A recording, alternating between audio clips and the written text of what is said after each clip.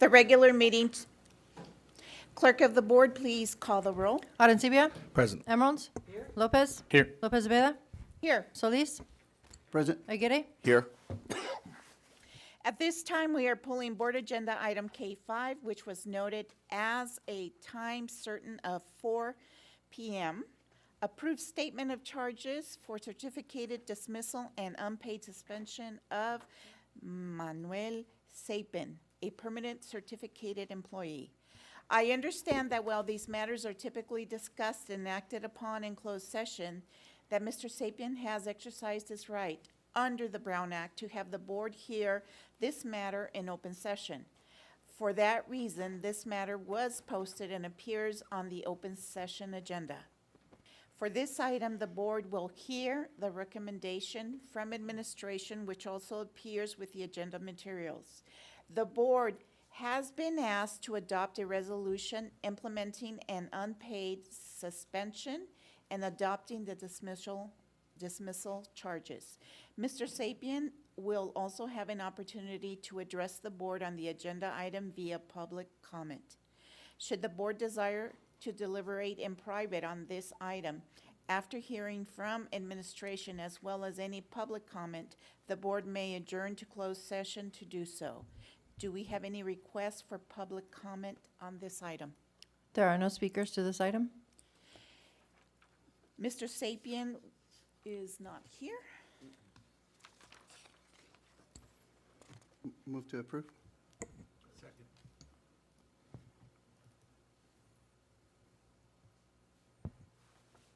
Sorry. Arencibia? Yes. Emerald? Yes. Lopez? Yes. Lopez Veda? Yes. Solis? Yes. Motion passes 5-0. And just for confirmation, that was approval of the charges and exhibits as listed, as well as the resolution that Ms. Facedo had put into this board item, correct? Which is Correct. board item K5. Yes. Thank you. This is the point on the agenda where members of the public may address the board on matters posted for the special meeting and in accordance with Government Code Section 5494954.3 subsection A. The board will provide an opportunity for members of the public to directly address the legislative body concerning any item that has been described in the notice for the meeting, before or during consideration of that item. Each person wishing to address an item on the meeting notice in closed session will have 2 minutes to do so. There are no speakers. If there is no further communication, I will recess this meeting for consideration of the following closed session items as posted on the meeting agenda. Item 1, student expulsions suspended, expulsions reinstatement. Education Code Section 48916 through 48918. Students identified by case and ID number. Item 2, public employee discipline dismissal release. Government Code Section 54957. Item 3, conference with legal counsel, existing litigation. Paragraph 1 of subdivision D of Government Code Section 54956.9. Item 4, conference with legal counsel, anticipated litigation. Paragraph 2 of subdivision D of Government Code Section 54956.9. Item 5, conference with labor negotiator, Government Code Section 54957.6. We will now adjourn to closed session.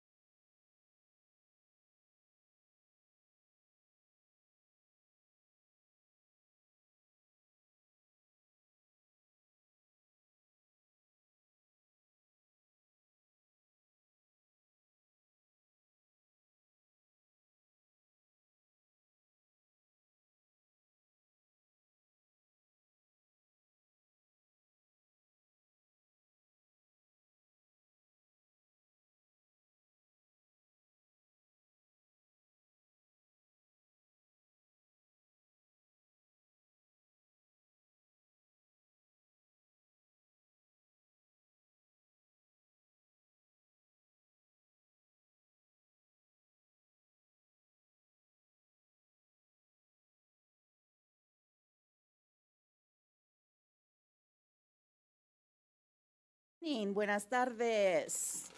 At this time, I would like to reconvene the regular board meeting. Clerk of the board, please call roll. Arancibia? Present. Emerald? Here. Lopez? Here. Lopez Veda? Here. Solis? Present. Aguirre? Here.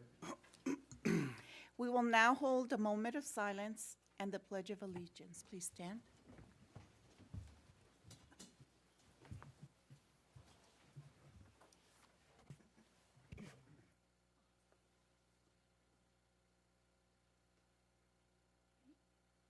Right heart on your hand.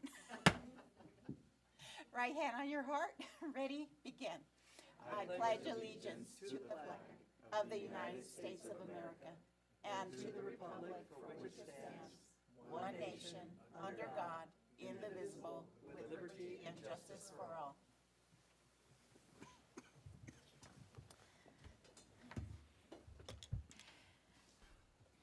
The board met in closed session preceding this meeting to discuss the following issues. Item 1, student expulsions, suspended, expulsions, reinstatement. Education Code Section 48916 through 48918. Students identified by case and ID number. Item 2, public employee discipline dismissal release. Government Code Section 54957. Item 3, conference with legal counsel, existing litigation, paragraph 1 of subdivision D of Government Code Section 54956.9. Item 4, conference with legal counsel, anticipated litigation, paragraph 2 of subdivision D of Government Code Section 54956.9. And item 5, conference with labor negotiator, Government Code Section 54957.6. At this time, we'll have legal counsel provide an update on Collective bargaining. collective bargaining. As part of labor negotiations, well, we will hold a special board meeting at the beginning of January. We are pleased to report out tonight that we have reached a comprehensive tentative of agreement for reopener negotiations with the Sweetwater Education Association, CTA-NEA, on 2 terms. One is the Article 31, which is safety conditions of employment, and for us, what we report out to you is on wages. So there's been an amendment to Article 36.1 to state that the parties are in agreement that effective January 1st, 2026, or upon ratification by the bargaining unit, whichever is later, there will be an increase of 3.5% to the salary schedule for SEA unit members and 2.25% lump sum off schedule based on the base salary as of December 2025 pay warrant, funded through one-time and ongoing budget solutions. Retroactive pay will only include base pay increase effective January 1st or upon ratification, whichever is later, and salary increases for all other non-base salary, extra duty, stipends, class coverage, etc., shall be effective for work commencing on or after January 1st or ratification by the bargaining unit, whichever is later. We are very pleased to have reached this agreement and for the collaboration of working with our teachers union, and will be coming to you in a special meeting with many other bargaining units in the coming weeks, but we will be looking for a January item. You will also see board items in January taking effective budget cuts to be able to afford the increases for this year, utilizing one-time and ongoing funds, as well as for next year in coming months, including amendments to our LCAP in those fundings. So we appreciate the work with our association and continued work with other associations to reach agreement before folks left on break. Thank you. Now, the board took the following action. Moved by Arancibia, second by Lopez Cepeda, to approve the reinstatement of 1 student with a vote of Arancibia, yes, Emerald, yes, Lopez, Cepeda, yes, Solis, yes. Moved for 1 certificated employee with a vote of Arancibia, yes, Emerald, yes, Lopez, Cepeda, yes, Solis, yes. At this time, I will entertain a motion to approve the agenda for the December 8, 2025 regular board meeting with the change that the board will first consider the board agenda items J9, J10, J11, and J12 after the consent agenda. Do I have a motion? So moved. Second? Arencibia? Yes. Emerald? Lopez? Yes. Lopez Zepeda? Yes. Solis? Yes. Motion passes 5-0. Okay. Dr. Aguirre will conduct the first two recognitions this evening. Thank you so much, President Lopez Cepeda. This evening, we're going to be providing two recognitions. One is to our board president for this past year of service as our board president. The other recognition will be to our vice president, Mr. Arturo Solis.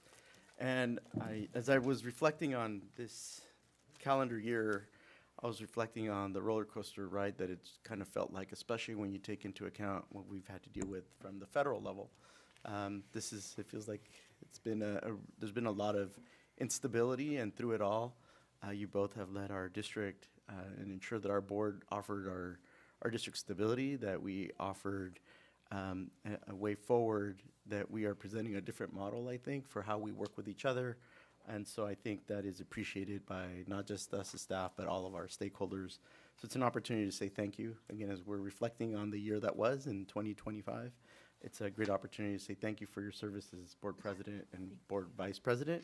And we have a couple of nifty little plaques for both of you. Okay. So thank you.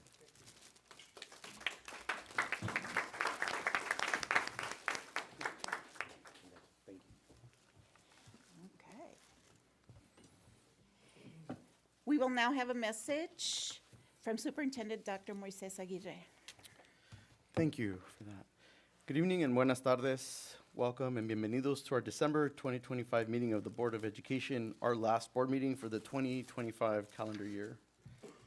As we look back on 2025, it has been a year of continued and steady progress for our district. And while there are many things that we need to continue to improve, yes, we recognize that. It's also important to pause and reflect on the positive impact of public education. Public education is a great equalizer in our democracy. It's the reason why somebody like me, the son of humble farm workers, can grow up to be a superintendent with parents that barely finished middle school education. It allows our students to pursue their dreams and explore their interests.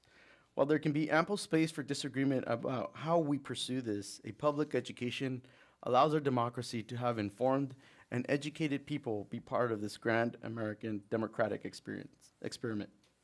Thank you for all your support for public education. We don't say it often enough, but I think it's important to say public education works. Public education works for our students.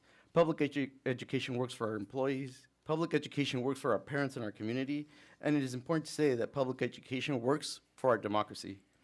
With that reflection completed, I wanted to take a moment to just make sure I said that. I was recently in Sacramento, and I heard a number of candidates vying for state office. And while, yes, it's easy to point out how we're not living up to our promise, I think it's important to recognize the work that everybody in our system does, be they certificated as teacher, administrators, counselors, anybody who's certificated staff, be they classified.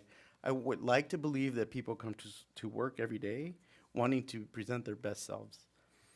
With that reflection completed, here's a brief report on all the activities that have happened since our last board meeting. Dr. Jesus Ulloa and myself, he's the principal of Launch Virtual Academy, attended the School to Home Conference in Los Angeles, sponsored by the California Emerging Technology Fund, the CETF, and it was a great way to connect with other educators across the state, and a great opportunity for our district to showcase the great work going on with our virtual school, Launch Virtual Academy. Southwest High School hosted a college opportunity fair organized by Assemblymember David Alvarez. I want to extend my gratitude. Thank you, Assemblymember Alvarez, for working with our school to bring critical information about college opportunities to our communities. I attended the swearing in for the new Treasurer Tax Collector, Mr. Larry Cohen. Congratulations to him, and we look forward to working with him in his office in the myriad of ways that our district works with his office.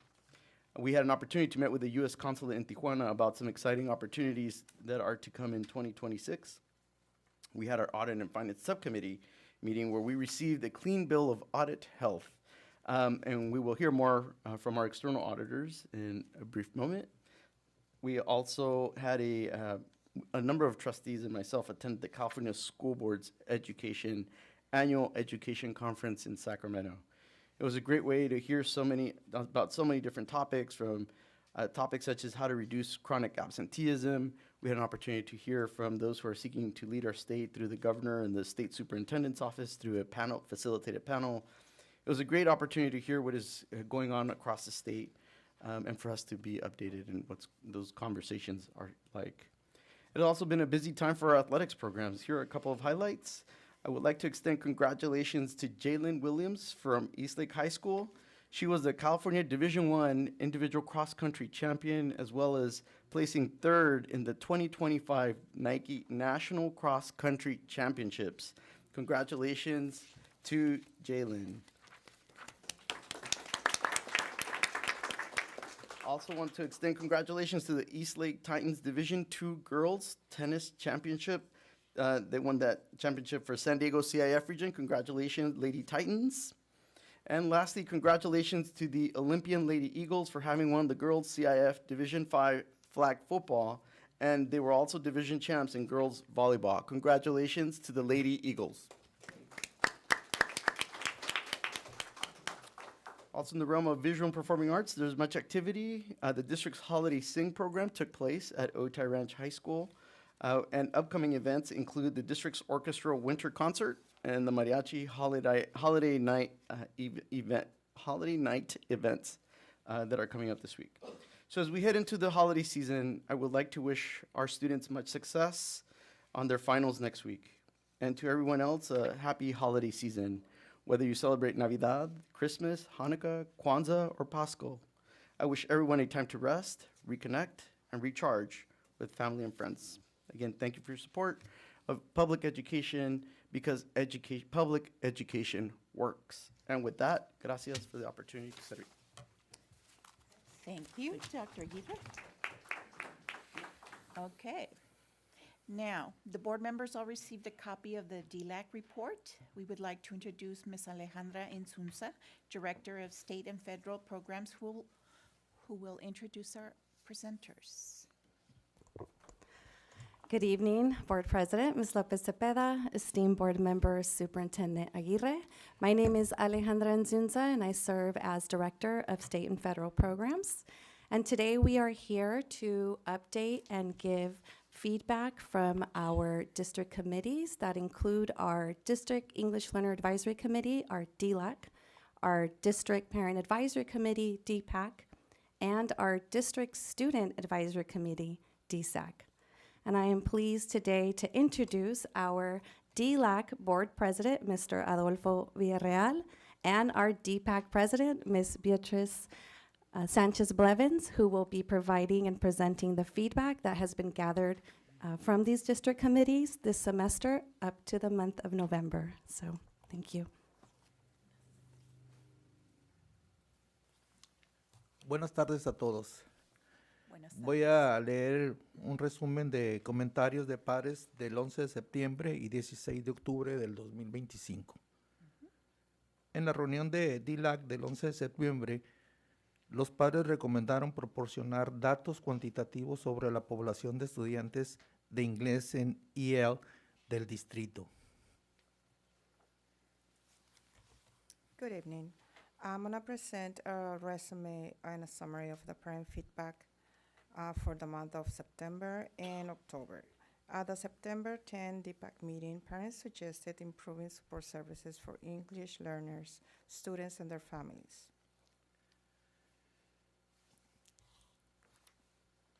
Traducir los datos cuantitativos sobre la población de estudiantes de inglés y del distrito, traducir los materiales de los 5 idiomas más hablados, compartir recursos disponibles para apoyar a los estudiantes durante el proceso de reclasificación y presentar temas sobre cómo mejorar la comunicación entre padres e hijos y apoyar el desarrollo personal de los estudiantes. At the September 11 DLAC meeting, parents recommended providing quantitative data on the district's English learning population, translating materials into the 5 most spoken languages, sharing resources available to support students during reclassification, and presenting topics on improving parent-child communication and supporting students' personal development. En la reunión del 16 de octubre, los padres sugirieron un seguimiento más cercano a los estudiantes EL, reuniones individuales durante el proceso de reclasificación, enviar las cartas de reclasificación a los padres con anticipación y realizar reuniones escolares y presentaciones al personal para mejorar la comunicación sobre los programas EL. Otras recomendaciones incluyeron revisar las cartas de notificación anual durante las reuniones ILAC, aumentar la participación de los padres, programando reuniones según su disponibilidad. Y por último, crear un manual integral para padres que detalle los sistemas EL con ejemplos de los resultados esperados para cada nivel de ELD. Gracias. At the October 16 meeting, parents suggested closer monitoring and one-on-one follow-up during the reclassification process, sending reclassification letters to the parents in advance, and conducting school-wide meetings and staff presentations to improve communication about EL programs. Additional recommendations included reviewing annual notification letters during ELAC meetings, increasing parent involvement by scheduling meetings based on availability, and creating a comprehensive parent manual detailing EL systems with examples of expected outcomes for each ELD level. Thank you very much.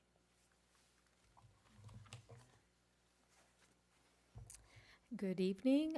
My name is Beatriz Sanchez Blevins, and I'm here to report the DPAC report. So let me take my glasses off because I could see better that way.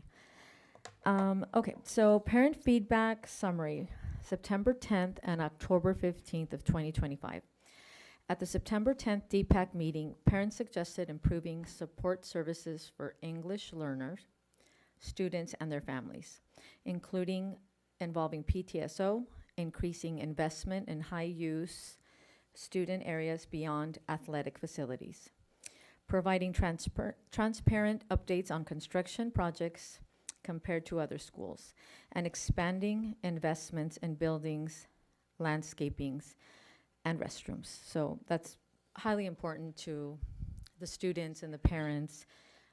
Coming from Mar Vista High, I graduated many moons ago, and we still have the same library. So some parents say, why does Eastlake get a new library when they're a little newer versus, a school like Mar Vista? So, there's questions out there, and we know that it's a process, and we learn that at our meetings, but parents want to see more updates on schools because obviously when you go to school, you want to feel safe, you want to feel comfort, and you don't want to go, it's like going into your messy room and not feeling comfortable doing your homework and all that. So they want to see more uplifting schools.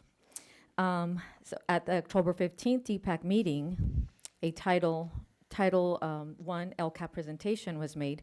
Parents recommended creating a system for parents to voice concerns by assigning a district representative at each school, improving presentation formats with notes both at school sites and district meetings, and prioritizing agenda items to allow presenters more time for detailed information.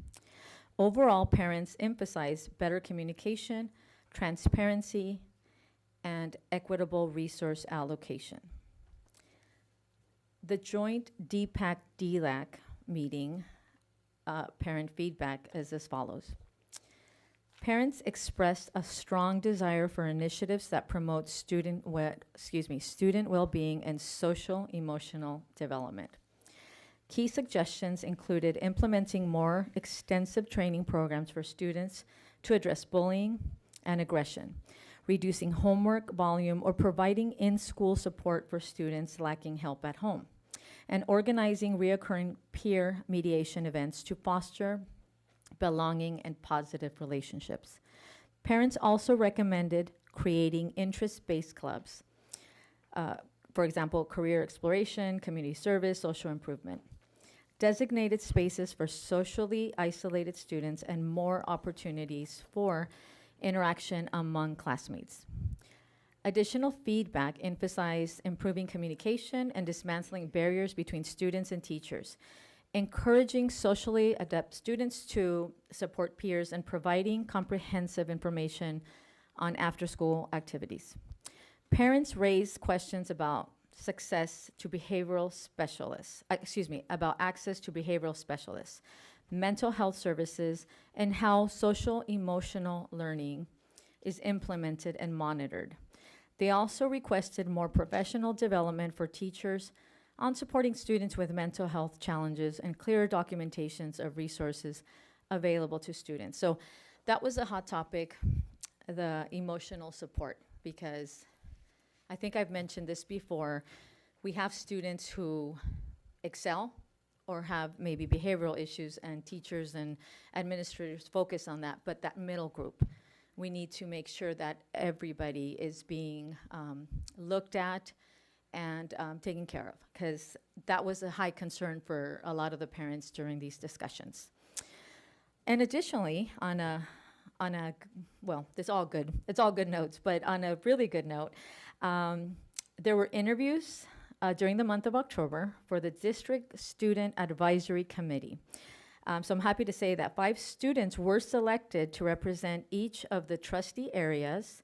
The students selected are from Chula Vista High School, Hilltop Middle, San Isidro High School, Southwest High School, and Olympian High School. So we're very, very happy to have them. They were part of our meeting, and they contributed, so we're very excited to see what else they can give. And I think this is what we need more students speaking to the board, more students attending these DPAC, DLAC meetings. I think it's very important that they are there to advocate for their peers. So I want to thank you. I want to wish you happy holidays, Merry Christmas, Feliz Navidad, and thank you for all the work that you do. Thank you. Okay. All right, moving along, we will now conduct a public hearing and adopt resolution number 4501, approving the annual and 5-year reportable fees report for fiscal year 2024 through 2025 in compliance with Government Code Section 66006 and 66001. I will now open the public hearing. Are there any speakers? There are no speakers. The public hearing is now closed. Do I have a motion to approve the agenda item D1? Second. Arancibia? Yes. Emerald? Lopez? Yes. Lopez Cepeda? Yes. Solis? Yes. Motion passes 5-0. Okay, public comment on non-agenda items. This is a point on the agenda where members of the public may address the board on any matter not on the agenda and have 3 minutes to do so. Pursuant to board bylaw, the board may limit the time for public comment on any single topic to 20 minutes per topic. The Board of Trustees cannot legally take action on or respond to matters not posted on the public agenda, but will refer the matter to the superintendent's office for review and report. Speakers shall refrain from using profanity and shall speak in a respectful manner. Thank you for your cooperation. The first speaker is Kathleen Shears.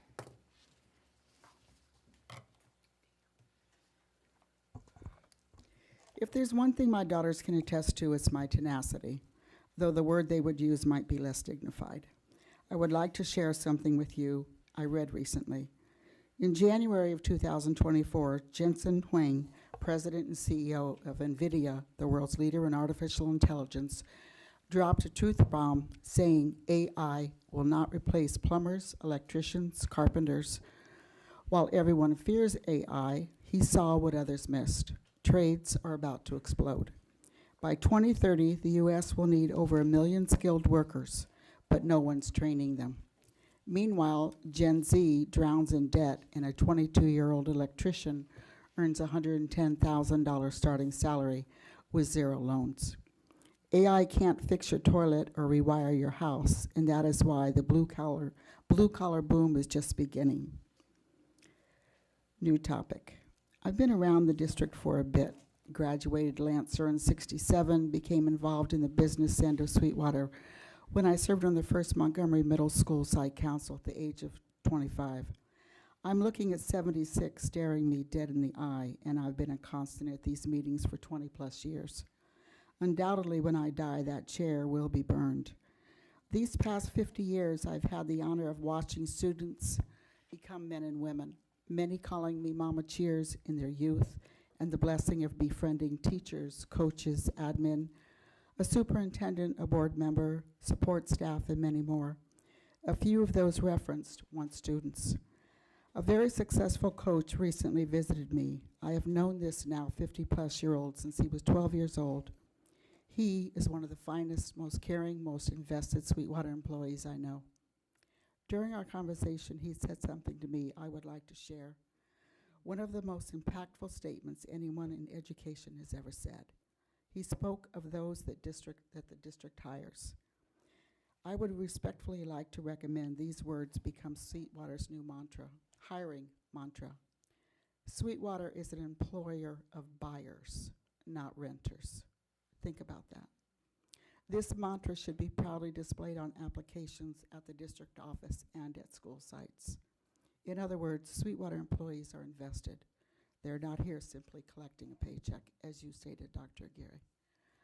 As another someone I highly respect recently stated in a text to me, we are family, dysfunctional at times, maybe more than at times. Yes, we are family. So with that same intent, I will close wishing all a Merry Christmas, Feliz Navidad, Happy Holidays, sending wishes for a happy, healthy, joy-filled New Year. Thank you very much. Thank you. Yumi Saiki.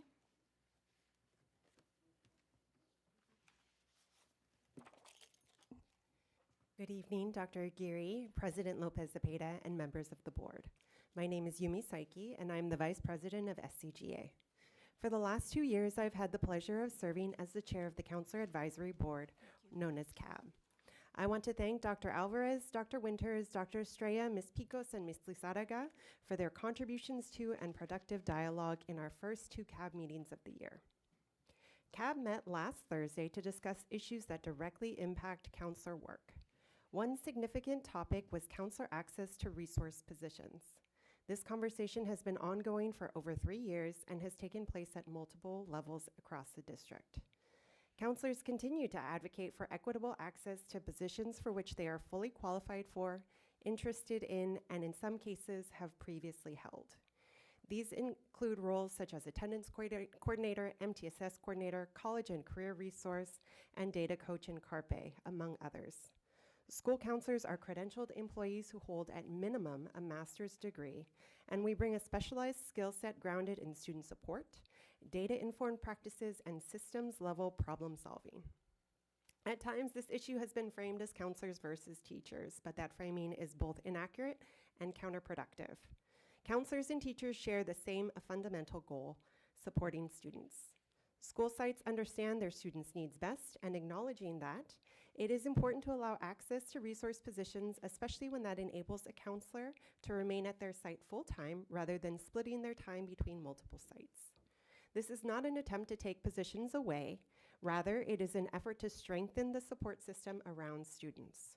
When counselors are able to step into roles aligned with their education and training, roles that expand intervention capacity, the entire school benefits. More supports for students means more time, stability, and assistance for all educators. Ensuring that counselors are able to apply for and be considered for these resource positions, just as other certificated staff are, aligns with both fairness and the best interests of our students. Allowing access to these opportunities not only supports professional growth and capacity building within the council workforce, but also strengthens the district's ability to provide comprehensive, student-centered services across schools. Thank you to the members of this board and to leadership in CAB for continuing to be open to dialoguing with counselors. SCGA looks forward to continuing to work collaboratively with the district to support students and build capacity at all levels. Thank you. Thank you. Maribel Arroyo.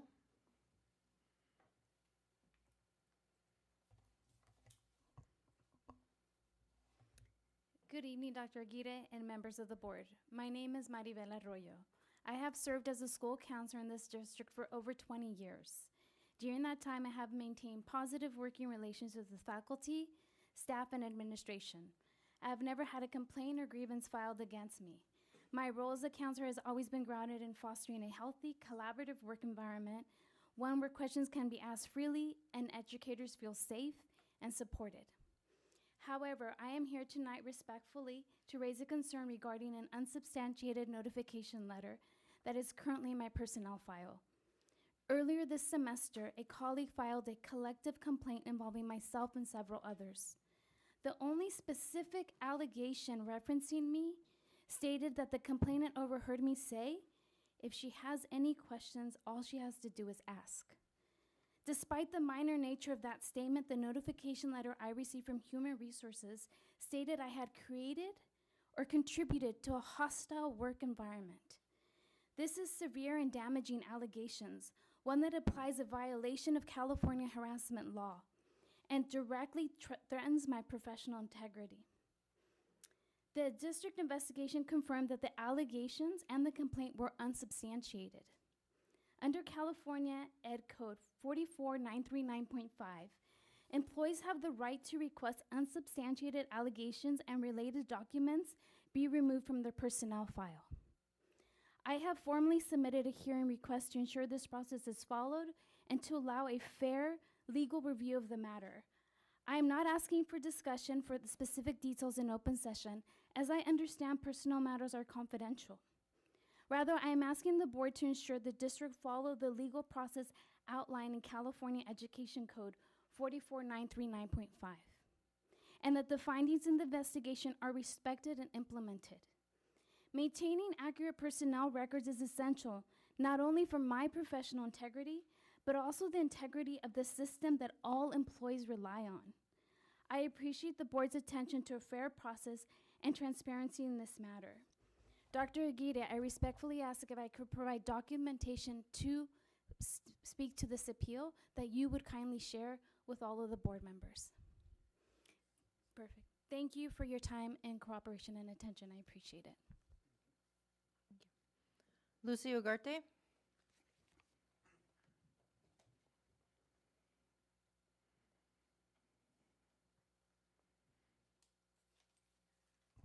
Good evening, President Lopez Cepeda, Dr. Aguirre, trustees. I just want to reiterate what Council Carbuccia said and thank everyone for the bargaining process that has occurred up to date. I want to especially thank the SEA bargaining team led by Monchelle Lewis and our members for getting us to this point and having a tentative agreement.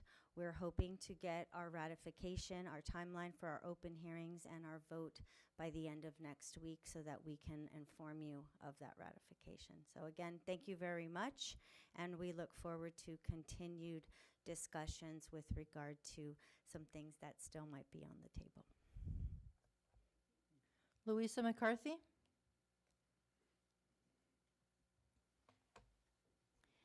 Good evening, board members and everyone here today. My name is again Louisa McCarthy, and I'm a longtime member of the Sweetwater School District, fellow Spartan. My first working career was dedicated in the field of corrections at the federal level. I want to bring to your attention tonight what I feel are serious violations of your Code of Conduct, Policy 5145.3. Non-discrimination, harassment. Let me get my glasses real quick.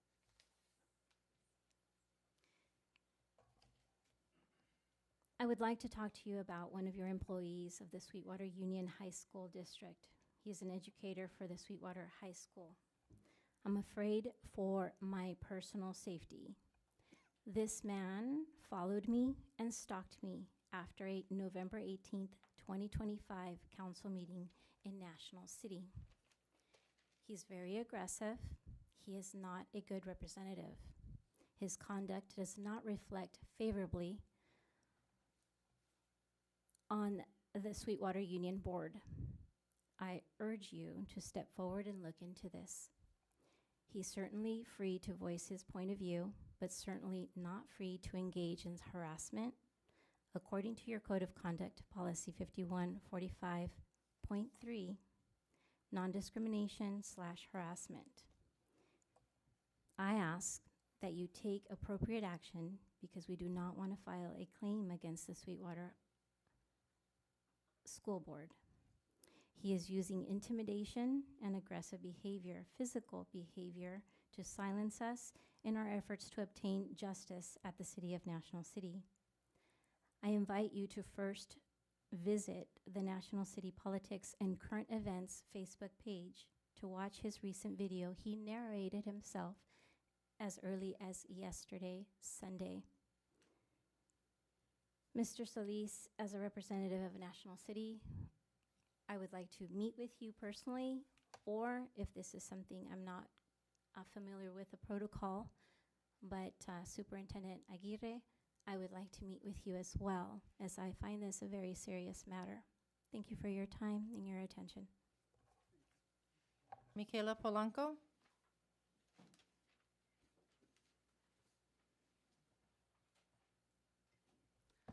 Good evening, members. Good evening, President Cepeda, Superintendent Aguirre. I am a longtime citizen of San Diego, particularly in Chula Vista. We live in Bonita. Luisa's mother lives right around the corner. We used to walk around this neighborhood.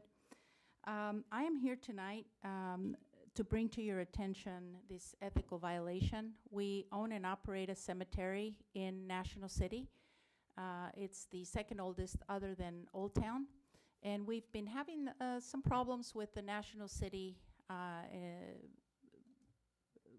government board. Basically, we've been trying to get some PRAs. The PRAs haven't been given to us, so that's been the problem. In the meantime, we have this teacher that's at Sweetwater High School in the welding department that keeps violating in public your policies, which is harassment, bullying, cursing language, retaliation, expressive abusive behavior, anger and hostility behavior, and threatening and intimidating, as well as the social media. And we don't know what to do about it, to be honest with you. I just don't think that the conduct represents favorably on Sweetwater School District, nor does it reflect good on you. It reflects very poorly on the Sweetwater, and I know that you stand for ethical behavior. So I'm here to make sure that you are enforcing the code of ethics and conduct standards and policies.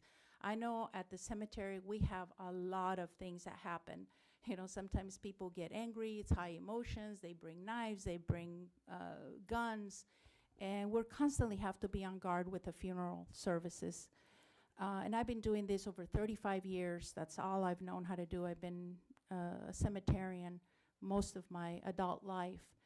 And we're just trying to get justice. We're just trying to get these PRAs. It's nothing personal. It's just business, it's government.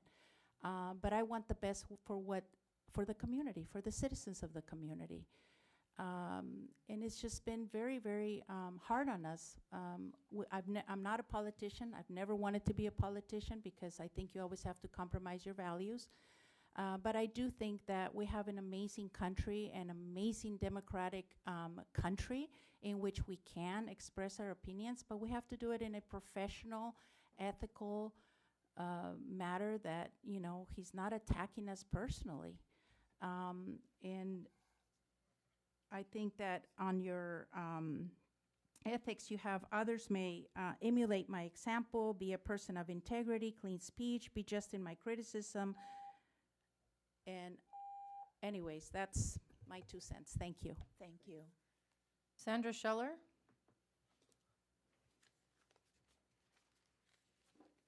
Hello, I'm Sandy Scheller.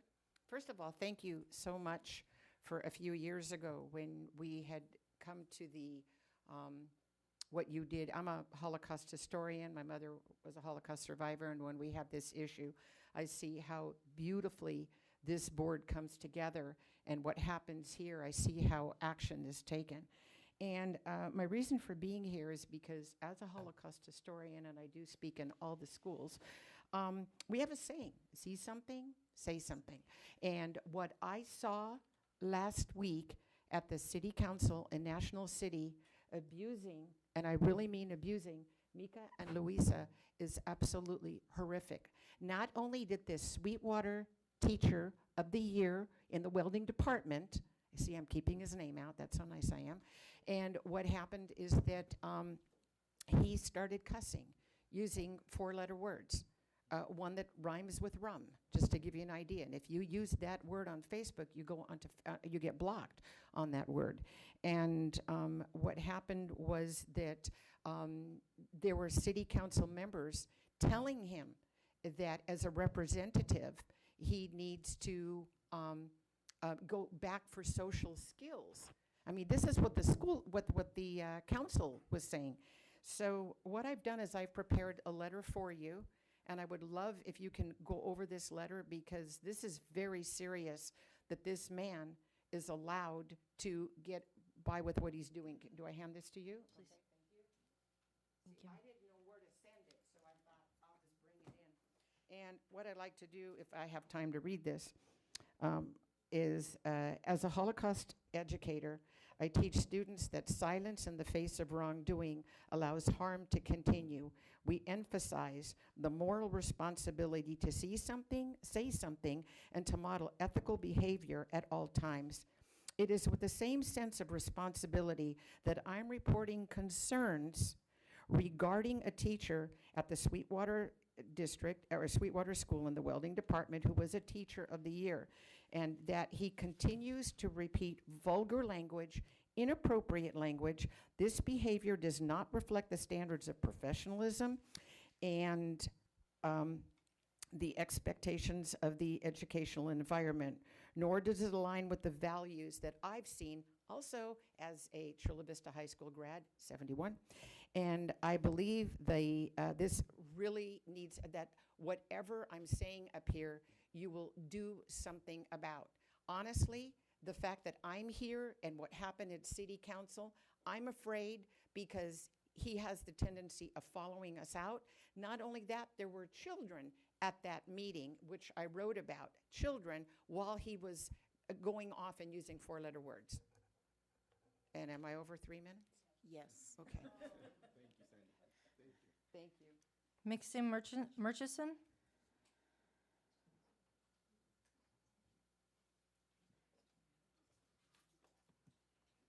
Hello.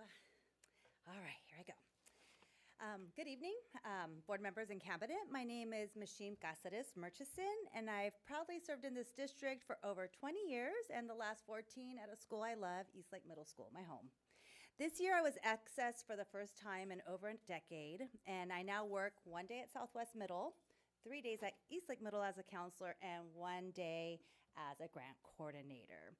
And because I'm spread across 2 campuses and 3 different roles, I can no longer continue as the Black Student Union Advisor, a volunteer club I started and have been the advisor for the last 5 years, and I've been at this board speaking about all the positive things we have done, especially including winning some national recognition. In the past, when counselors were excess, site leaders had the ability to place us into qualified resource roles. I myself have served as intervention coordinator after school and to-pay coordinator in the past. This flexibility benefited students by having daily access to their counselor and preserved continuity of teams and successful programs. Currently, SEA is circulating a petition entitling exclusive rights to all resource positions. This would prevent counselors and other certificated staff from applying for roles which we are fully trained and have expertise, such as A through G, MTSS, college and career, financial aid, and related resource positions. I experienced this firsthand this year. That's why I'm at 3 different sites or 3 different positions. A one period attendance coordinator position open, a role that would have allowed me to remain full-time at one site. I asked to apply and was told no, counselors were not allowed. No justification, no review of my qualifications, just no, you can't. When asked when this policy started, because this is not the case in the past, no answers. I referenced board policy, California board policy, teacher and counselor contracts, and there's no policy discriminating counselors from applying for resource positions. Despite holding 2 master's degrees and 30 years of professional work and excellent evaluations from my principals, I was not given an opportunity to apply for positions to remain at my school site of 14 years. At Eastlake alone, middle school, there are at least 10 to 15 resource positions. And I'm the only permanent employee who was excessed from my site, yet I wasn't allowed to apply for one of the 10 to 15 positions, despite meeting all the job requirements of several of these positions. This practice devalues the expertise counselors bring to campuses and has contributed to an unprecedented number of split-site counselors this year district-wide. This is not a teachers versus counselors issue. If you know, my husband is a 20-year teacher of the year and a principal, and I deeply respect my teaching colleagues. I'm not asking for exclusivity or entitlement to a job. I'm simply asking that counselors be allowed to interview for positions aligned with our training, a practice supported by Section 7.3A of the SUHSD contract and consistent with what has worked for previous years. I love my job, I love my school, and I believe policies rooted in fairness make our school district better. Please wrap it up. Thank you. No further speakers. Okay. Could we look into the national city issue? Thank you. Okay, where are we? F3. No, ma'am, top of page 5. Clerk of the board. Yes. I just want to move along. Will you please read the items being pulled from the consent agenda? The following items are pulled: F3 by staff, F6 by staff, F8 by staff, J4 by staff, J9, J10, J11, and J12, all by staff. K5 was considered at 4 p.m. and is complete. L1 by the public, and N3 by the public. Okay. Do I have a motion to approve the consent agenda? Second. Arencibia? Yes. Emerald? Yes. Lopez? Yes. Lopez Zepeda? Yes. Solis? Yes. Motion passes 5-0. Now, We're actually going to ask you to consider J9, 10, 11, and 12. yes. Thank you. I read that somewhere. J9, okay, J9. Report on and accept Proposition O, financial and performance audits for the year ending June 30, 2025. So moved. No, that we need a There presentation. have to be a presentation. I defer to first Dr. before we Aguirre. move. I'm so excited. And with that, I'll ask Dr. Sokol to introduce this item. Dr. Sokol. So sorry. Good evening. It was such a good report, you know, that I just couldn't stay quiet about it. Anyway, go for Good it. evening, Board of Trustees. So we do have Elizabeth Sav here with Crow as the district's external auditor. And we actually have a couple of items here. We've got our bonds for Proposition O, Measure DD, and also our recent bond issuance of Measure RR. And also the district-wide financial statements. And so I think you'll be presenting these, and we'll have different actions for each one. We've started the work with the audit team back in May. We started with ASBs and with attendance, and then the staff have been working very closely over the summer, the month of August, and then October, and then into November. All these financial statements have been submitted and shared with the CBOC on the bond side of things, and then also with the Audit and Finance Subcommittee. So I will hand over to Elizabeth Sav to provide the details here regarding the financials. Thank you. Good evening. Elizabeth Sav. I'm an audit partner with Crow LLP. We are your external audit firm. We have gone through these reports at length with your audit subcommittee last week. I will not go through the level of detail that I did last week in the consideration of time. But of course, if you have questions, don't hesitate to ask. So the first item is J9 Prop O Financial and Performance Audit. So just as a refresher, Any bond that is passed with a simple majority, 55% or more, requires an annual audit. So it's 2 reports. There's a performance audit where we're looking at the compliance of those expenditures, making sure they are in line with the approved project lists and what the voters actually approved. And then there's a financial statement audit at that point in time as of June 30. So what you're looking here at the screen is the opinion on the financial statements for Prop O. So the second paragraph there says, in our opinion, the accompanying financial statements referred to above present fairly in all material respects the financial position of Prop O GO bond activity as of June 30, 2025. This is an unmodified opinion, the highest level of assurance that you can receive at the completion of an audit. There's an emphasis of a matter paragraph in there that's a little unique, just reminding the reader when you go through these financials that this is Prop O only. This is not all of your building fund, and you have a lot of different bond activities. So this is just your Prop O activities. At the very end of this report, you will notice that we have no matters to report. So we had no deficiencies noted, no significant deficiencies, and no material weaknesses. And then no findings in relation to how the bonds were accounted for. If we go to the performance audit, this is usually where more of the interest is. It's probably further down. I'm guessing that these were all kind of put together. Yeah, keep going. Click, click, click, click, click. Couple more. So many pages. There we go. So here's the performance audit. And just scroll down to that report, yep, and then that last paragraph. So the last paragraph there reads, the results of our tests indicated that in all significant respects, Sweetwater met the objectives listed on pages 3 through 9 and expended Prop O bond funds for the year ended only for the specific projects developed by the district's governing board and approved by the voters. So just a reminder, we do not look at 100% of your transaction sampling based off of our professional standards and methodologies. But if you read through those different objectives, we are not only looking at expenditures and making sure that they're in line with your approved bond list, but we're also looking at various things like change orders and actually physically going and looking at sites, looking at minutes, et cetera. So we had no findings as a result of all of those procedures performed at the completion of the audit. So no matters to report. Great, I know. Good news. Okay, so do we need a motion to approve J9? Yes. So moved. Second. Arencibia? Yes. Emerald? Yes. Lopez Zepeda? Yes. Solis? Yes. Motion passes 4 yes, 1 absent. J10. All right, J10. So Measure DD. I won't reiterate everything I just said because it's exactly the same.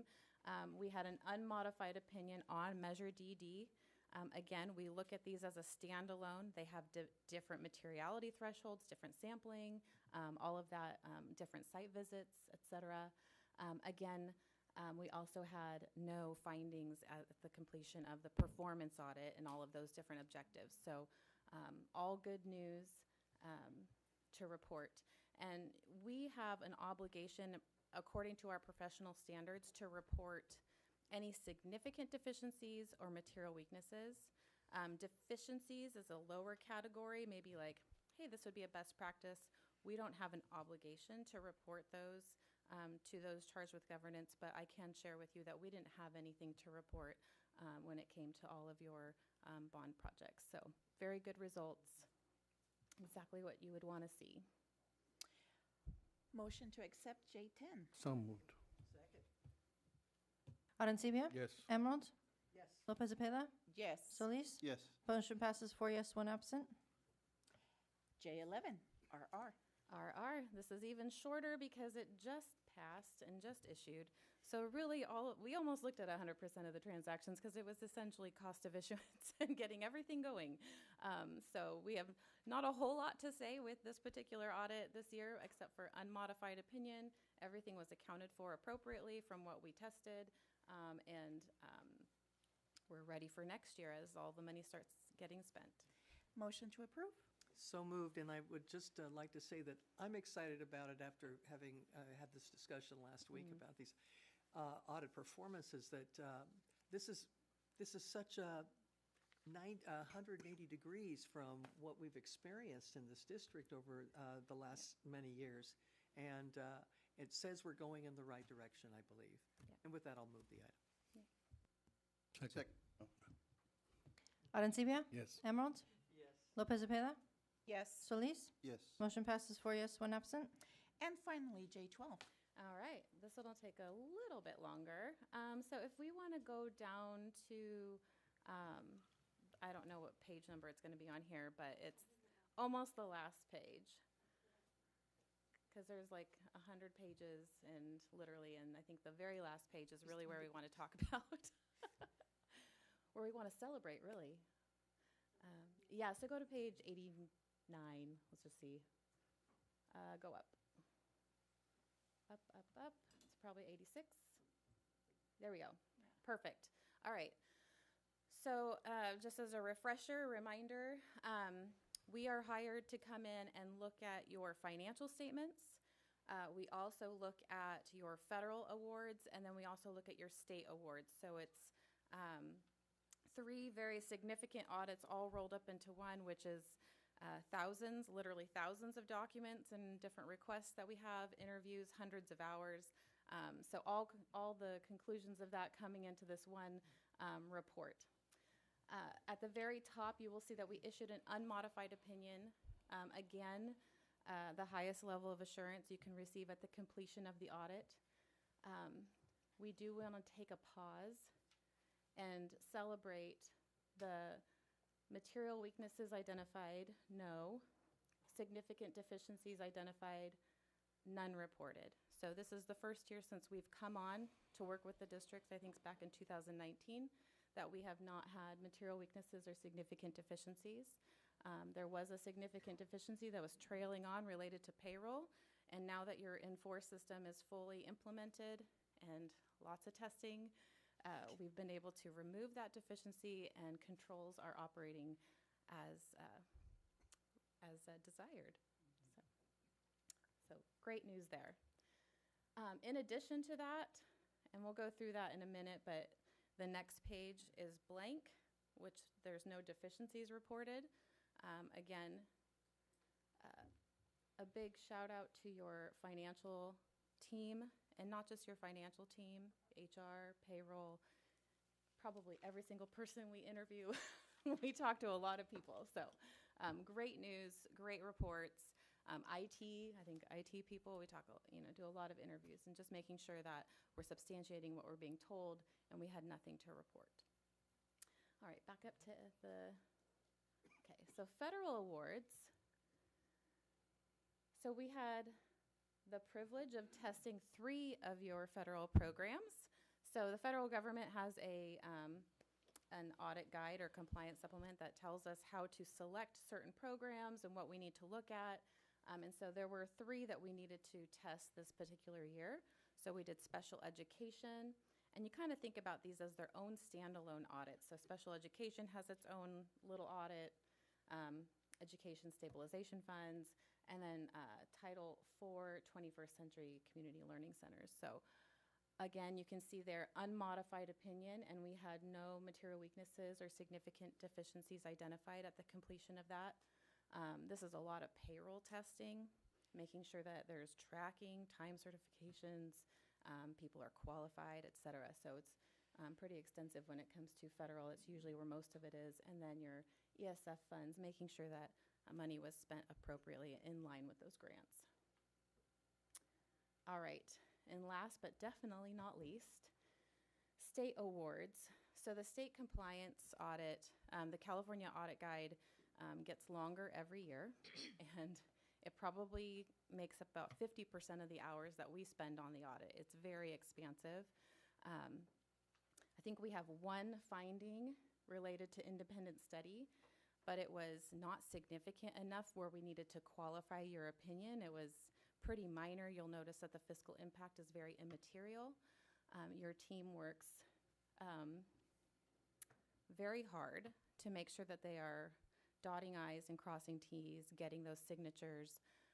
All of these different areas in the state compliance audit guide do not allow for materiality thresholds. So if we find one agreement or one student marked present that was absent or whatever it may be, that automatically requires a finding in your report. So the fact that there's only one finding is pretty phenomenal, and that's your teachers, your principals, your counselors, whatever program that we're looking at. It could be anything from attendance, independent study, continuation education, different programs that the state's put out, arts and music block grants, everything you can think of. There were no other findings to report. So very positive news. I just think about the last several years and the journey we've been on, and just it's really rewarding for myself as a professional. We, of course, are independent, but to see our clients improve, progress, and get better and better is very rewarding for us. So any questions? I'm not going to go through all 95 pages, but if you have a question, I'm happy to entertain that. I don't have a question, but I do have a remark. And starting with the leadership at our financial, our CBO, CFO, and moving through our technology and payroll, and everybody across the district has done a phenomenal job in closing that financial gap that existed in the past. And still be solvent, because that, I think, as a board, is a priority. We must stay solvent. Go ahead. And there's something I wanted to relate, and I don't want to belabor the point. I think I'm in agreement. But last week at the CSBA conference, I think it was in many ways for me, I don't know about the board, but I kept on saying it was kind of our victory lap, in the sense that when I first joined the board, we were being audited by the SEC and investigated, and it became a situation where we were looking at a structural deficit that we didn't know we were able to go through, and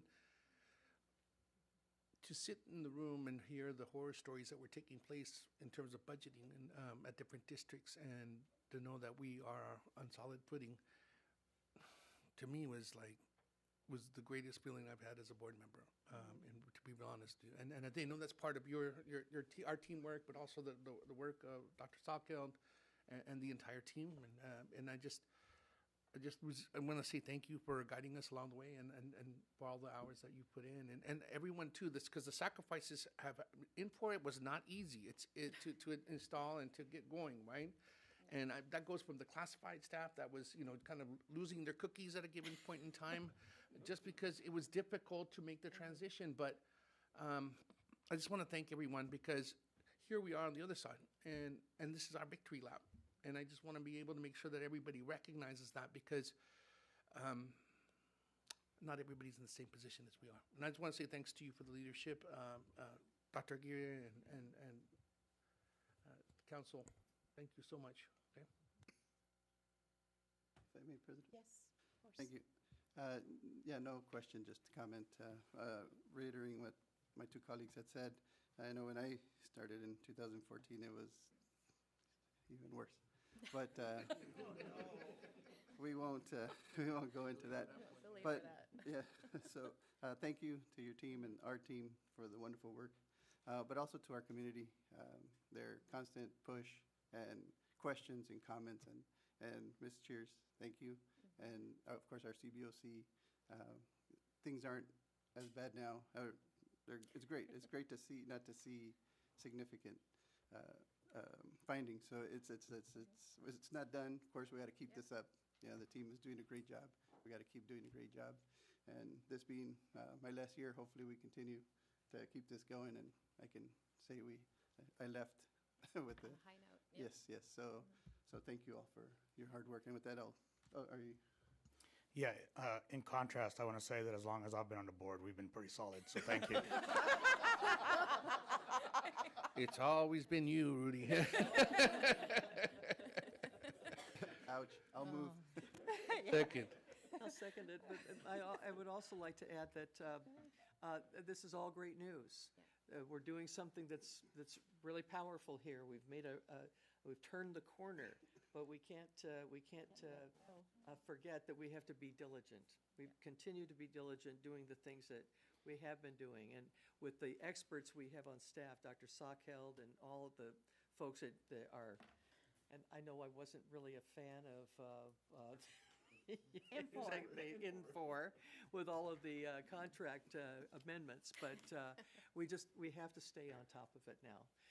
And especially with all the uncertainties coming down from the feds, perhaps from the state, the unknowns moving forward, we really do have to stay on our game, stay focused, and learn how to roll with the punches so that we can continue to have these kinds of results on the audits. But thank you so very much for your guidance. Thank you so much, Dr. Sochheld and your team, for making sure that we understand what our responsibility is and how to continue navigating this in the right direction. So thank you.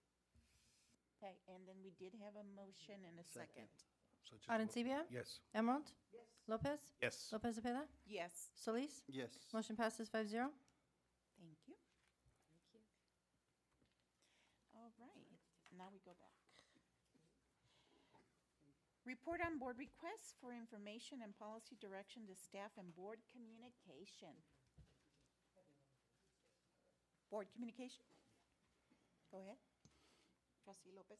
Thank you, President Lopez Cepeda. I just wanted to recognize a couple of groups, well, a group and an individual. This Saturday, I attended the Starlight Parade in Chula Vista, and I liked the participation from our band programs.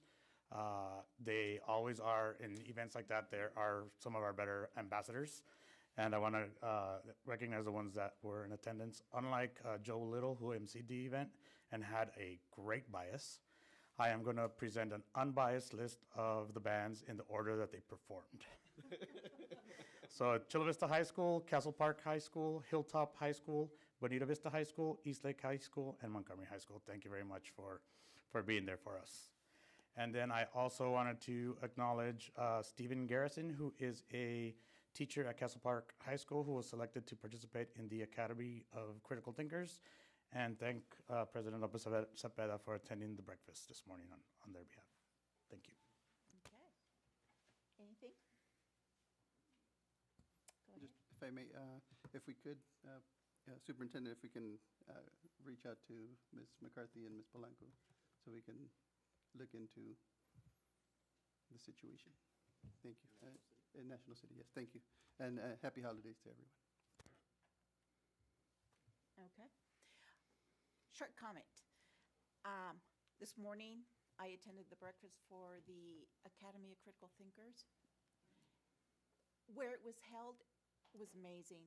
It is a private museum, and artifacts, unbelievable. Military artifacts, current artifacts, cars, unbelievable, unbelievable. I was so amazed. Now going back, last week I had California School Board Association Delegate Assembly and the Education Conference. And to wrap it all up in a few words, California School Boards Association's focus for the next year and beyond is going to be closing the achievement gap. And how is it going to happen?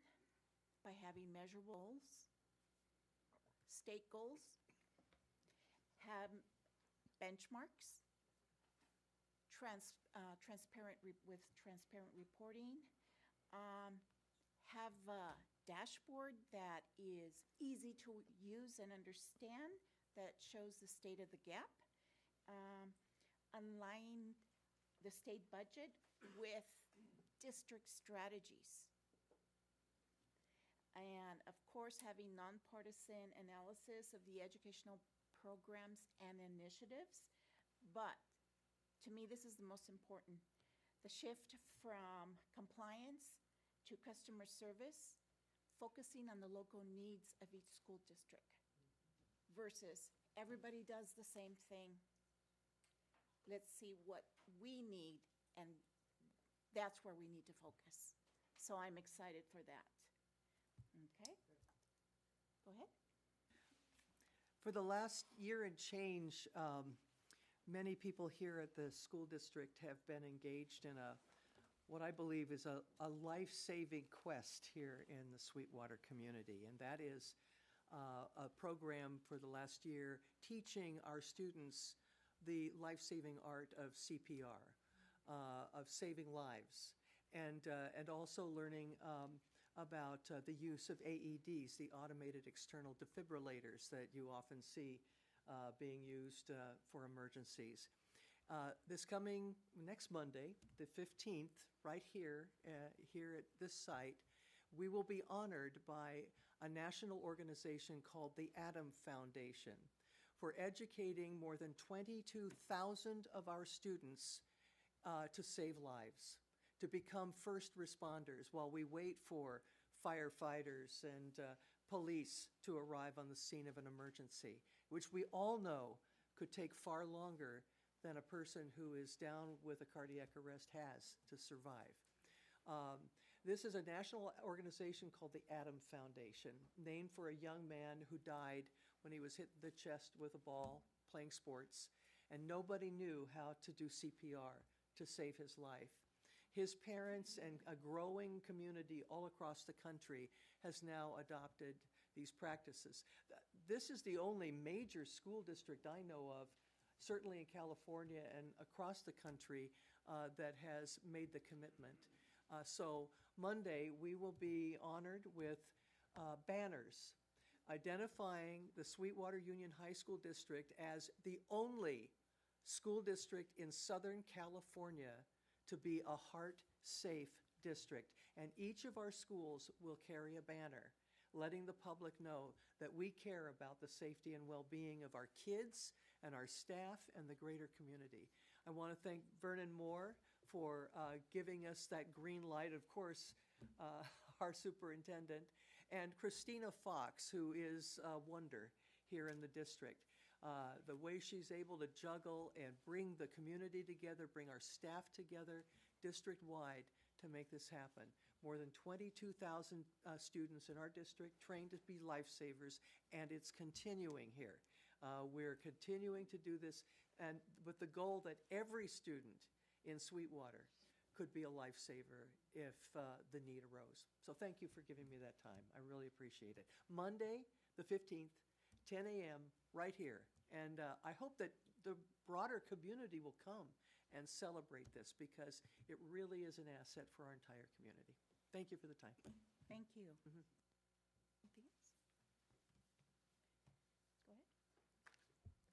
So while not a board member, I did want to just again commend everybody across the district for having helped implement the Infor system. It was really challenging, but working with all of our associations, led by our finance department, but it was at schools, it was district departments, it was across the board. And to really be at this moment, I think is, I would use the word monumental, because it was since 2018 to 2025, it was years in the making. And so it feels good to be able to be in a place where we've accomplished that. And now it's about maintaining and that cycle of continuous improvement. That's it. Thank you. Okay.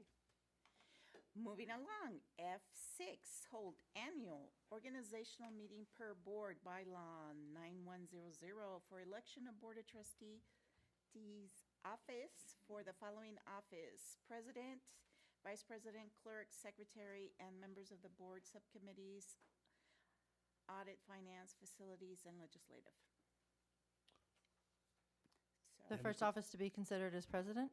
I move to have Arturo Solis, Trustee Solis, to be the president. Second. Arancibia? Yes. Emerald? Lopez? Yes. Lopez Abeda? Yes. Solis? Yes. Motion passes 5-0. Next office is vice president. I move with Mr. Lopez's comments earlier about being here and not having any issues. Audit findings. As Vice President. Second. Arencibia? Yes. Emerald? Yes. Lopez? Yes. Lopez Cepeda? Yes. Solis? Yes. Motion passes 5-0. Clerk, I move Ms. Deanne Vicido. Second. Thank you. Arencibia? Yes. Emerald? Yes. Lopez? Yes. Lopez Cepeda? Yes. Solis? Yes. Motion passes 5-0. Secretary, I move Dr. Moises Aguirre. Second. Arencibia? Yes. Emerald? Yes. Lopez? Yes. Lopez Cepeda? Yes. Solis? Yes. Motion passes 5-0. Woo-hoo. And then the subcommittees, the first subcommittee is the Audit Finance. The current members are Ms. Emerald and Mr. Solis. You guys want to stay? If anybody's interested. I move to keep Yeah. both of them on. And we have facilities, yeah. We're going to keep them. Okay, we had a motion. To maintain the Yes. present status. Second. Arencibia? Yes. Emerald? Lopez? Yes. Lopez Cepeda? Yes. Solis? Yes. Motion passes 5-0. The Facility Subcommittee, the current members are Mr. Lopez and Ms. Lopez Cepeda. Keep them. Keep them. So moved. Is that a motion, sir? Yes. Thank you. Arencibia? Yes. Emerald? Yes. Lopez? Yes. Lopez Cepeda? Yes. Solis? Yes. Motion passes 5-0. And the final one is the Legislative Subcommittee. The current members are Ms. Emerald and Ms. Lopez Cepeda. So moved. It's like, sure. Wait. I We got have to it. make a motion. I got Not it. sure. You can't say sure and second it yourself. Go. Arencibia? Motion to approve. Yes. We're voting now. Thank you. Yes. Oh. Arencibia? I'm sorry. It's okay, he did it again. Yes. Emerald? Lopez? Yes. Lopez Cepeda? Yes. Solis? Yes. Motion passes 5-0. Okay, moving along. F8, appoint one Sweetwater District Board member representing the Sweetwater Union High School District to serve as a delegate to the California School Boards Association, CSBA Delegate Assembly, with a term from April 1, 2026 to March 31st, 2028. And nominate board members for Region 617 as desired. Well, on the nominate members from Region 17, National City has already nominated the slate, so we're done with that. Okay. So we just need one person to be a delegate to CSBA. I know that Trustee Lopez and myself are elected delegates, so we're looking for what? I nominate Ms. Emerald. Mr. Lopez's term expires this year, in 2026, March of 2026. Right, but I'm going to get reelected. Your words, not mine. Okay, that's fine. So yes, we have one automatic appointment to the Delegate Assembly because of our ADA. So that's currently Miss Emerald, and her term also expires in March. So it's to appoint her again? Yes. Yes. Okay. Because I'm running, I shouldn't say. Was there a motion? I'm sorry. Yes. Yes. Oh, Yes. in a second. Second. Okay, thank you. Arencibia? Emerald? Thank you, yes. Lopez? Yes. Lopez Cepeda? Yes. Solis? Motion passes 5-0. Okay. Where are we? J4? Thank you. Report on and approve the 2025-2026 first interim report with a positive certification indicating financial obligations can be met during fiscal years 2026, 2027, and 2027 through 2028. Thank you, President Lopez Cepeda. First and foremost, I do want to highlight that recommendation as to review and also to approve with a positive certification. Dr. Salka will tell you all the wonderful reasons why. Dr. Salka. Thank you, Superintendent Dr. Geary.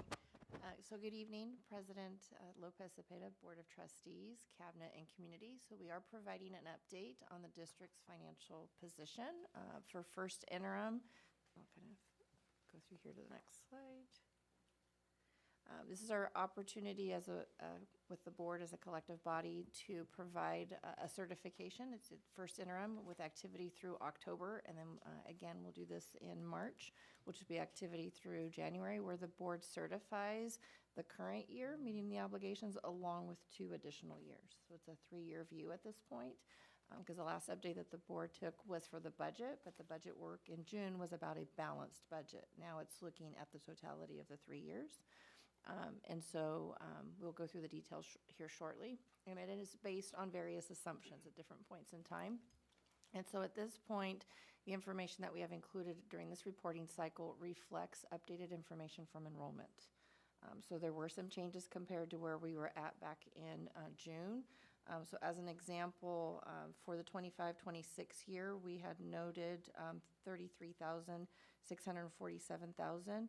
This information now reflects 33,463. We'll continue to monitor that as we get to second interim, so that way as we report out for the remainder of the year. But working with Dr. Winters, we've also looked, again, it's given us an opportunity to look at the 2 additional out years, and those numbers have also gone down respectively, a little over 200 and 300 each of the years. So we'll continue to monitor that because that plays a significant impact on the district's revenue and incoming. So we're seeing that continued pattern of declining enrollment. We'll share that here on a different slide. But again, this is based on assumptions at this point in time. We know that the governor will be releasing the budget here by statutorily by January 10th. So we'll get another set of assumptions that we will then factor in the next reporting cycle. So there will be some movement here in the upcoming weeks. And then also that sets things in motion for us to start our budget work for 26, 27. Okay. And then when we bring things forward by June. So those assumptions I mentioned with the enrollment, you can kind of see that year over year. So, we've got a multi-year here just to kind of show that span of time where, 2015-16 district had about 40,000 students. We're looking at the next few years, 33,000, 32,000. So it's a continued decline. So it's an important factor. On a good note, because the local control funding formula also relies on average daily attendance, we are starting to see an uptick. The district historically prior to the pandemic was around 94%. We're now seeing about 92, 93. Our current assumptions are 92, but we're hoping by the time March comes around when we have our cutoff with the state that we're hopefully a little bit higher. Okay. So those factors are noted here, and all goes into the revenues. I'll just jump. These are all just different assumptions that we get either from the state final adopted budget or from school services of California. So pulling together the numbers, and again, as you've heard me say before, this is a point in time. But as General Counsel mentioned this morning, we have a new variable into the mix, so it's not factored in these numbers. I just want to preface that. Because these financials were prepared over a week, 2 weeks ago, prior to the holidays. These numbers will change when we bring this to you in March timeframe, okay? So where we stand here, there's very minimal change, what I call like the puts and takes between the revenues and the expenditures. A lot of it where you see the movements might be, as an example, with local control account for the LCAP plan, the carryover, where we may have typically put things into supplies, and the board took action or it's on the agenda for Hey Tutor as an example. Some of that budget had to be moved from supplies to be put in the contracted line. So that's where you'll see a little bit of those movements. But at the end of the day, it's about a $4 million net difference from budget adoption. But like I said, when we bring this forward in second interim, there'll be a change based on the variables from today. Okay. So when you see the 3-year view, as we've mentioned before, particularly that line number 10, when we look at revenues versus expenditures, the district, given prior actions and as we have put things in place, the district does have a structural deficit over a little over $50 million. But as we've shared in the past, we've been utilizing the reserves to carry that through. Again, we'll continue to monitor that based on new variables and how we continue to track that spend down because, as I think General Counsel mentioned, there will need to be some corresponding adjustments to keep things, and I think as President Lopez Cepeda mentioned, the district solvent in the out years. You need to monitor that.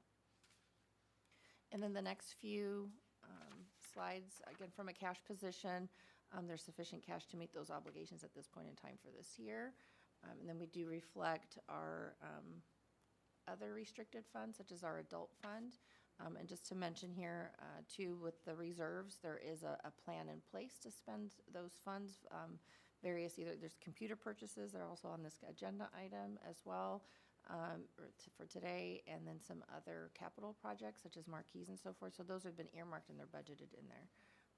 And then also with our cafeteria plan, or our cafeteria has a plan to spend down some funds that the CDE's approved. It's about 4.6 million. We've been working with the director, have increased that amount, so that's something that might change also for second interim if there's an additional amount that the CDE is wanting that to be earmarked. So we'll continue to monitor that.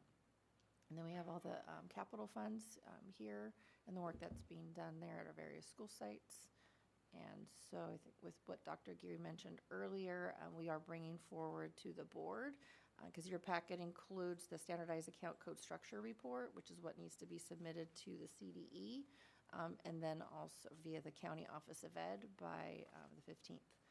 And so we are noting at this point in time, making the recommendation of a positive certification, because that's an area that the board has emphasized to ensure that the district maintains.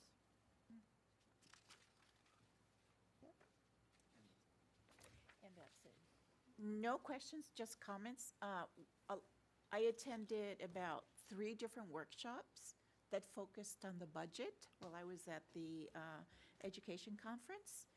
And I'm just so happy to see how well we're doing in comparison to districts across the state. It's just like, I needed to understand more, and it's like, oh, yeah, we are doing well. Any comments? Motion? I just wanted to thank Dr. Salkeld and the team and superintendent for a job well done. Yeah, I didn't go to this conference, but previous conferences I spoke to other board members about our reserve for declining enrollment. And a lot of them, many from Los Angeles, were going to take that to their board because they thought that was a great idea with the way things are. Because every school, pretty much every school board, every school district is losing students, so they were happy about that. And we told them we were doing pretty well, and they were surprised at how we were doing. So thank you for your great work, and I'll move. Second. Arencibia? Emerald? Lopez? Lopez Cepeda? Yes. Solis? Yes. Motion passes 5-0. Yay. Moving on to L1, pulled by the public. I have one speaker, Kathleen Shears. I need a higher chair, guys.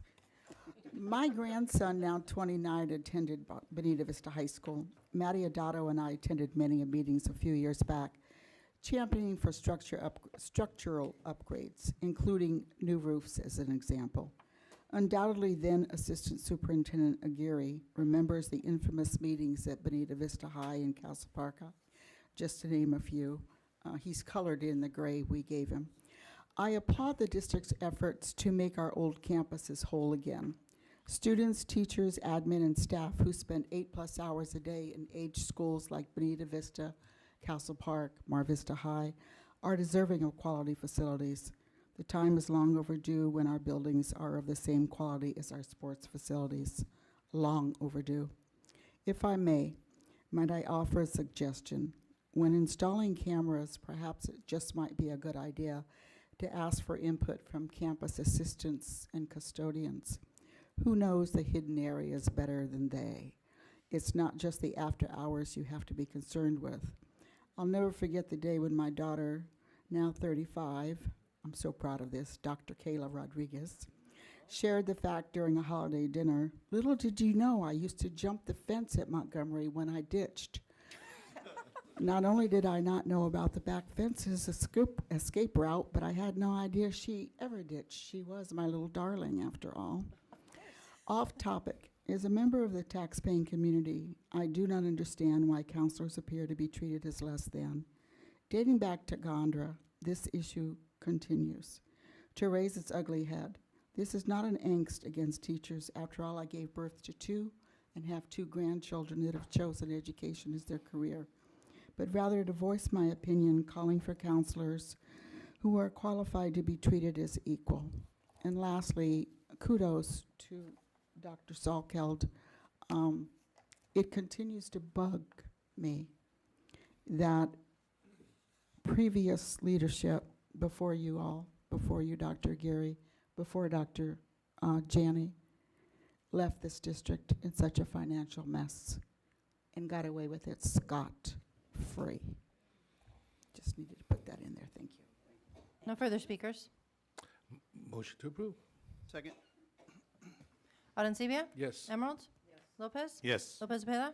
Yes. Solis? Yes. Motion passes 5-0. Moving along, item N3, pulled by the public. I have one speaker, Kathleen Shears. In reviewing this policy, a question came to mind. If you refer to the last paragraph, it states the district shall not employ a superintendent if, within the past 5 years, the candidate was convicted of any felony involving, then list the potential felonies. My question is, does Sweetwater have the right to legally change the wording and replace the 5-year with has ever? My humble recommendation, if legal, please do so. I simply do not understand why any district would employ a leader who has chosen illegality over being legal and moral. Consider this as a point of reference. None of you had the pleasure of meeting Dr. Jesus Gondra. You're so fortunate.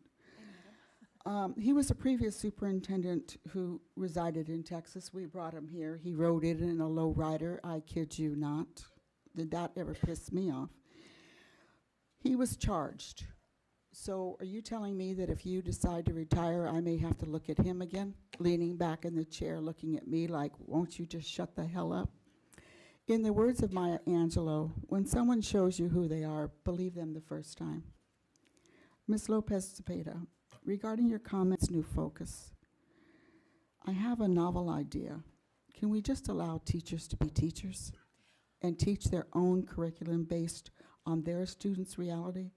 While we are one district, our geographical demographics are indicative of unique needs.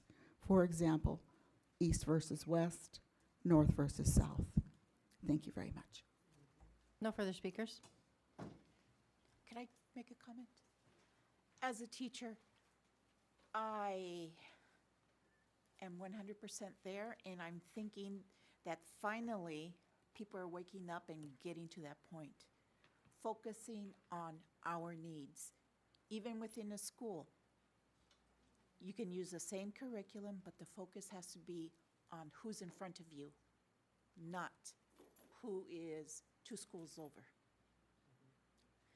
Thank you.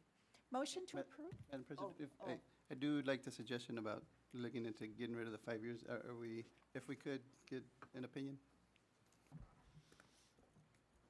You never have to adopt a CSBA policy. You always have the right to do more than what's required in the law. You just can't do less. So the law, as it was changed, which is what CSBA is updating, puts the timeline, but you have the right to do more should you decide you want to do more. We have done that. For example, our conflict of interest policies are above what is required by the law. So should you choose to do that, you can. Our policy internally is that we bring you a CSBA unless we're explicitly telling you otherwise. But in this case, again, you are the board and they are your board policies. Would you make a motion? Yes, I would like to make that motion with ever Like instead to- of 5 years. You would like to make a motion to modify the sentence that would strike the number of years associated with when a charge has come through, so that it would not say 5, it would just say not. Is that correct? That sounds fantastic. Thank you. We would Second. strike that language that says within the past 5 years. Right. Just And the it would within the- just be the rest of the sentence as it's written.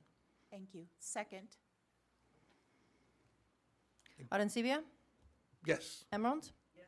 Lopez? Yes. Lopez Cepeda? Yes. Solis? Yes. Motion passes 5-0.